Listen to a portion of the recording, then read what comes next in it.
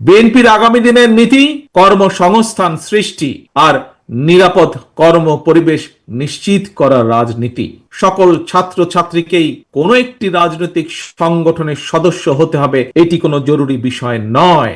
বিএনপির আগামী দিনের নীতি কর্মসংস্থান সৃষ্টি আর নিরাপদ কর্ম পরিবেশ নিশ্চিত করার রাজনীতি।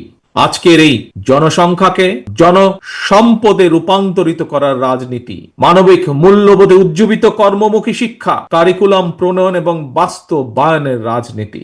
এই বিষয়গুলো যেহেতু তোমরা ছাত্র দল, তোমরা যেহেতু ছাত্র সমাজের অংশ, সেজন্যই আজকে তোমাদের সাথে সরাসরি সম্পৃক্ত এরকম দু চারটি বিষয় তোমাদের সামনে আমি তুলে ধরবো। প্রিয় ভাই বোনেরা, আমি মনে করি সকল ছাত্র ছাত্রীকেই কোনো একটি রাজনৈতিক সংগঠনের সদস্য হতে হবে, এটি কোনো জরুরি বিষয় নয়।